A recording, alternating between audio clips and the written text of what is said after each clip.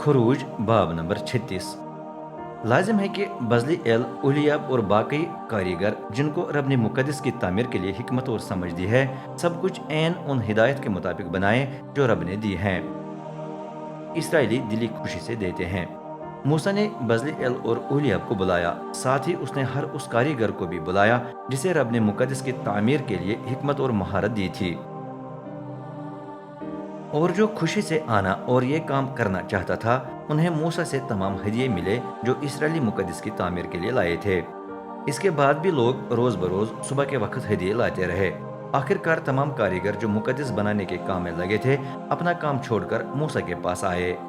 उन्होंने कहा, लोग हद से ज्यादा ला रहे हैं। जिस काम का हुक्म रब ने दिया है उसके लिए इतने सामान की जरूरत नहीं है। तब मूसा ने पूरी खीमागाह में ऐलान करवा दिया कि कोई मर्द या औरत मुकद्दस की तामीर के लिए अब कुछ न लाए। यूं उन्हें मजीद चीजें लाने से रोका गया क्योंकि काम के लिए सामान जरूरत से ज्यादा हो गया था। मुलाकात का खीमा। जो कारीगर महारत रखते थे उन्होंने खीमे को बनाया। उन्होंने बारीक कतन और नीले इर्गवानी और किरमिजी धागे से 10 पर्दे बनाए। पर्दों पर किसी माहिर कारीगर के कढ़ाई के काम से करूबी फरिश्तों का सूरत बनाई गई। हर पर्दे की लंबाई 28 हाथ और चौड़ाई 6 हाथ थी। 5 पर्दों के लंबे हाशिए एक दूसरे के साथ जुड़े गए और इसी तरह बाकी 5 भी। यूं 2 बड़े टुकड़े बन गए। दोनों टुकड़ों को एक दूसरे के साथ मिलाने के लिए उन्होंने नीले धागे के हल्के बनाए।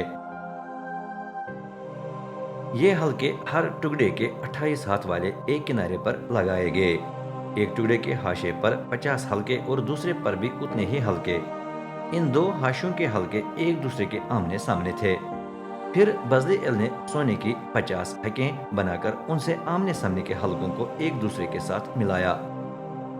यूं दोनों टुकड़ों के जोड़ने से खीमा बन गया। उसने बकरी के बालों से भी 11 पर्दे बनाए जिन्हें कपड़े वाले खीमे के ऊपर रखना था। हर पर्दे की लंबाई 28 हाथ और चौड़ाई 4 हाथ थी।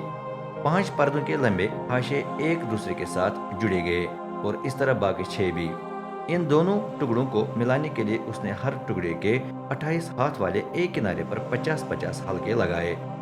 फिर पीतल की 50 हकें बनाकर उसने दोनों हिस्से मिलाए। एक दूसरे के ऊपर के दोनों खीमों की हिफाजत के लिए बज़ल एल ने 2 और गिलाफ बनाए। बकरी के बालों के खीमे पर रखने के लिए उसने मेंढों की सुर्ख रंगी हुई खालें जोड़ दी और उसके ऊपर रखने के लिए तखस की खालें मिलाए। इसके बाद उसने कीकर की लकड़ी के तख्ते बनाए जो खीमे की दीवारों का काम देते थे। हर तख्ते की ऊंचाई 10 हाथ थी और चौड़ाई 1.5 हाथ थी। हर तख्ते के नीचे 2-2 चूलें थीं। इन चूलों से हर तख्ते को उसके पायों के साथ जोड़ा जाता था ताकि तख्ता खड़ा रहे। खीमे की जनूबी दीवार के लिए 20 तख्ते बनाए गए और साथ ही चांदी के 40 पाये भी जिन पर तख्ते खड़े किए जाते थे। हर तख्ते के नीचे 2 पाये थे और हर पाए में एक चूल लगती थी। इसी तरह खीमे की शुमाली दीवार के लिए भी 20 तख्ते बनाए गए और साथ ही चांदी के 40 पाए जो तख्तों को खड़ा करने के लिए थे। हर तख्ते के नीचे 2 पाए थे। खीमे की पिछली यानी मगरिबी दीवार के लिए 6 तख्ते बनाए गए। इस दीवार को शुमाली और जुनूबी दीवारों के साथ जुड़ने के लिए कोने वाले 2 तख्ते बनाए गए। इन 2 तख्तों में नीचे से लेकर ऊपर तक कोना था ताकि एक से शुमाली दीवार मगरिबी दीवार के साथ जुड़ जाए और दूसरे से जुनूबी दीवार मगरिबी दीवार के साथ। इनके ऊपर के सिरे कड़ों से मजबूत किए गए। यूं पिछले यानी मगरिबी तख्तों की पूरी तादाद 8 थी और इनके लिए चांदी के पायों की तादाद 16। हर तख्ते के नीचे 2 पाए। फिर बज़ल एल ने कीकर की लकड़ी के शहतीर बनाए। तीनों दीवारों के लिए 5-5 शहतीर। वो हर दीवार के तख्तों पर यूं लगाने के लिए थे कि उनसे तख्ते एक दूसरे के साथ मिलाए जाएं। दरमियानी शहतीर यूं बनाया गया कि वो दीवार की आधी ऊंचाई पर दीवार के एक सिरे से दूसरे सिरे तक लग सकता था। उसने तमाम तख्तों और शहतीरों पर सोना चढ़ाया। शहतीरों को तख्तों के साथ लगाने के लिए उसने सोने के कड़े बनाए जो तख्तों में लगाने थे। मुकद्दस खीमे के पर्दे। अब बज़ल एल ने एक और पर्दा बनाया। उसके लिए भी बारीक कतान और नीले इरगवानी और किरमिजी रंग का धागा इस्तेमाल हुआ। उस पर भी किसी माहिर कारीगर के कढ़ाई के काम से करूबी फरिश्तों का सूरत बनाया गया। پھر اس نے پردے کو لٹکانے کے لیے کیکر کی لکڑی کے 4 ستون، سونے کی حقیں اور چاندی کے 4 پائے بنائے۔ ستونوں پر سونا چڑھایا گیا۔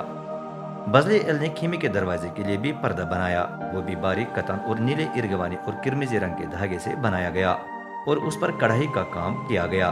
اس پردے کو لٹکانے کے لیے اس نے سونے کی حقیں اور کیکر کی لکڑی کے 5 ستون بنائے۔ ستونوں کے اوپر کے سروں اور پٹیوں پر سونا چڑھایا گیا، جبکہ ان کے پائے پیتل کے تھے۔